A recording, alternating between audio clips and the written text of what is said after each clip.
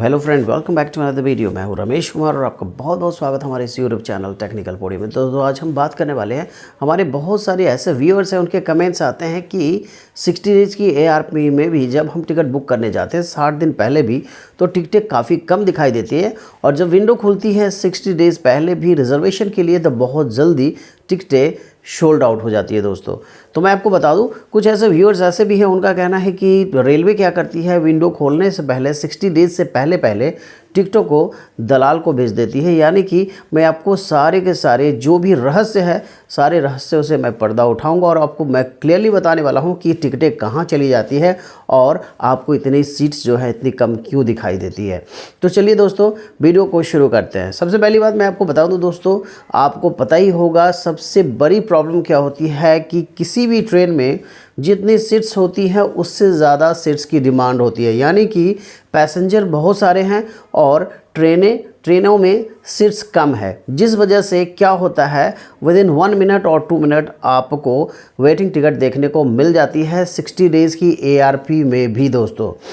ये प्रॉब्लम तब नहीं होती थी जब आपको 120 दिन की जो ARP थी, यानी कि एडवांस रिजर्वेशन पीरियड, उस समय इस तरह की प्रॉब्लम बहुत ही कम दिखाई देती थी। बट जब से 60 डेज़ की ARP हुई है तब से प्रॉब्लम ज़्यादा देखने को मिल रही है। अब मैं बात करने वाला हूँ कि ऐसा होने की वजह, सबसे बड़ी वजह है कि जो हमारी जो 6 सीट्स है वो लिमिटेड होती है और सीट्स की जो डिमांड है बहुत ज़्यादा होने की वजह से इस तरह की समस्या आती है। दूसरी बात मैं आपको बता दूं कि हमारे जो व्यूअर्स हैं उनका कहना है कि पहले से ही सीट्स जो होती है वेटिंग में होती है। तो पहले मैं आपको प्रूफ दिखाने वाला हूं कि 60 डेज़ पहले टिकटें जो होती है दोस्तों वो वेटिंग में नहीं होती है। आपको अगर देखना है, चेक करना है, तो आप 60 डेज़ पहले यानी कि आप चेक कर सकते हैं। यानी कि 60 दिन से पहले आप जब चेक करेंगे, आपको जब सुबह आपकी 60 डेज़ पहले जब सुबह बुकिंग खुलने वाली है तो उस रात को जब चेक करेंगे तो आपको ग्रे कलर में, हल्का सा ग्रे एंड वाइट कलर में आपको देखने को मिल जाएगा। वहाँ पे आपको सारी की सारी सीट्स दिखाई देती हैं। बट मैं आपको बात करने वाला हूँ कि अगर किसी ट्रेन में 10 स्लीपर की कोच है और उस ट्रेन में 720 सीट के बजाय हमें 280 सीट ही क्यों देखने को मिलती है, तो इसके बारे में भी क्लियरली मैं आपको समझाने वाला हूं। और आज इस वीडियो के बाद आपके पास कोई ऐसा डाउट बच ही नहीं जाएगा जिससे कि आप सवाल कर पाएंगे कि इतनी सीट कम दिखाई क्यों देती है। अब हम बात करने वाले दोस्तों कि पहले हम बात कर लेते हैं कि सीट्स पहले से फुल होती है या सीट्स अवेलेबल होती है 60 डेज़ पहले। तो देखिए, स्क्रीन रिकॉर्डिंग में लगा के आपको दिखा देता हूँ दोस्तों। जैसा कि आप देख पा रहे होंगे, अभी मैं आपको दिखाता हूं दोस्तों। ये जैसे कि आप देख सकते हो, ये देखिए दोस्तों, 60 दिन पहले इस तरह से आपको, जैसे कि राजधानी एक्सप्रेस में मैं यहाँ से चेक कर पा रहा हूँ, आपको देखने को मिल रहा होगा। देखिए 458 सीट्स हैं यहाँ पे। 103 स्वतंत्रता सेनानी में आपको 77, 177, 148, इस तरह से सारी की सारी आप 1 महीना पहले जब चेक करेंगे तो सारे के सारे ट्रेनों में आपको सीट्स देखने को मिल जाती है दोस्तों। कुछ ट्रेनों में सीट्स अवेलेबल इसलिए नहीं होती है कि उसकी बुकिंग बाद में खुलेगी, जिस वजह से आपको देखने को नहीं मिल रहा। बट जितनी भी ट्रेनें हैं सारी की सारी ट्रेनों में आपको सीट्स यहाँ देखने को मिल जाती है, जैसा कि आपको स्क्रीन रिकॉर्डिंग में देखने को मिल रहा है। तो दोस्तों, ऐसा कुछ कभी नहीं होता। जो सीट होती है पैसेंजर ही बुक करके ले जाता है, ये सीट पहले से बुक नहीं होती है। रेलवे सीट को बचा करके अपने घर नहीं लेके जाती है। तो आपको मैंने प्रूफ दे दिया है दोस्तों कि जो सीट होती है पहले से बुक होती नहीं है, सीट्स जो होती है पैसेंजर ही बुक करते हैं। अब मैं आपको बात करने वाला हूं कि जो सीट्स होने चाहिए, जैसे कि मान लीजिए कि एक ट्रेन है जिसमें कि 720 सीट होनी चाहिए स्लीपर की, और उसमें हमें दिखाई देती है 280 सीट, बाकी की सीट कहाँ चली जाती है। तो दोस्तों, मैं आपको बता दूं कि रेलवे में बहुत सारे डिफरेंट कोटास होते हैं। जैसे कि आपको पता है कि 6-7 कोटा तो आपको ऐसे ही देखने को मिल जाएगा। जैसे आप IRCTC एप्लीकेशन पे जाएंगे तो वहाँ पे आपको लेडीज़ कोटा, तत्काल Kota, general quota, premium tatkal quota, HO quota, person with disability quota, इस तरह से बहुत सारे कोटा आपको वहाँ पे देखने को मिल जाते हैं। दोस्तों, होता क्या है, जब जनरल कोटे के तहत जब 60 डेज़ पहले जब टिकटें अलॉट की जाती है तो उससे पहले क्या होता है कि इन सारे कोटों के लिए, इसके अलावा बहुत सारे ऐसे भी कोटा हैं जो मैंने आपको बताया नहीं, इसके अलावा भी बहुत सारे कोटा होते हैं जिसके कोटे के तहत भी सीट्स रिज़र्व होती है दोस्तों।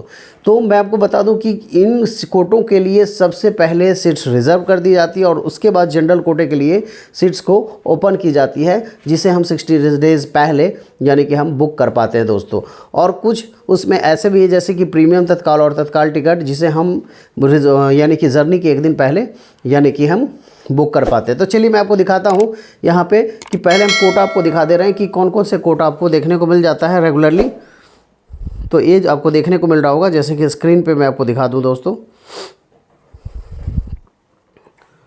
तो जैसा कि आप देख पा रहे हो यहाँ पे मैं आपको दिखा देता हूँ, जैसे कि आपको देखने को मिल रहा है, जैसे देख पा रहे हो जनरल कोटा, तत्काल कोटा, यहाँ प्रीमियम तत्काल कोटा आपको देखने को मिल रहा है, pooled quota, RAC quota, defence quota, VIP quota, VIP HO quota है, लेडीज़ कोटा है, सीनियर सिटीज़न कोटा है। तो ये जितने भी कोटा आपको यहाँ पर देखने को मिल रहा है दोस्तों, ये सारे के सारे कोटा जो होते हैं, इन सारे कोटों के लिए यहाँ पे सीट्स यानी कि बुक होती है, रिज़र्व होती है, जिस वजह से क्या होता है कि आपको यहाँ पे जो जनरल कोटे के तहत क्या होता है कि आपको सीट्स काफ़ी कम दिखाई देती है।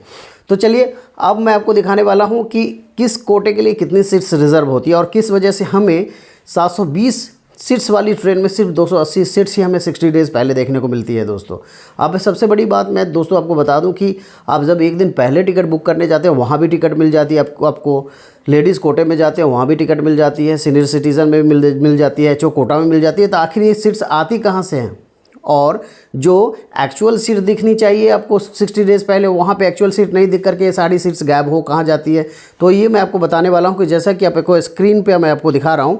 अब देखिए दोस्तों, जैसे कि मैंने आपको बता दिया कि जनरल कोटे के तहत आपको पता है कि 60 डेज़ पहले आपको कितनी सीटें कम दिखाई देती हैं। उसके बाद तत्काल कोटे के लिए आपको देखने को मिल रहा होगा स्क्रीन पर कि लगभग 20% सीट्स जो होती है तत्काल के लिए बुक कर दी जाती है। उसके बाद बात आती है प्रीमियम तत्काल की। तो प्रीमियम तत्काल के लिए आपको सीट्स यहाँ पे रिजर्व कर दी जाती है। पूल्ड कोटा के लिए 8% सीट्स, आरएसी कोटा के लिए जैसे कि आपको पता है तो आरएसी में क्या होता है दोस्तों 65% सीट साइड लोअर बर्थ जो होती है ना, आपको पता है कि एक कोच में 9 साइड लोअर बर्थ होती हैं और 10 कोच है तो 90 साइड लोअर बर्थ हो गई दोस्तों।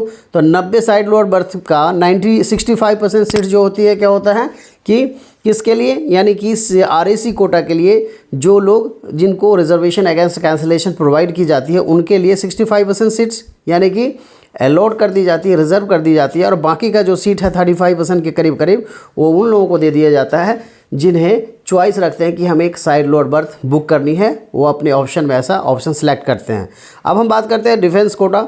जैसे कि देखने को मिल रहा है 6 सीट्स पर ट्रेन, यानी कि एक ट्रेन में आपको 6 सीट आपको डिफेंस कोटा के तहत आपको सीट देखने को मिल जाएंगी।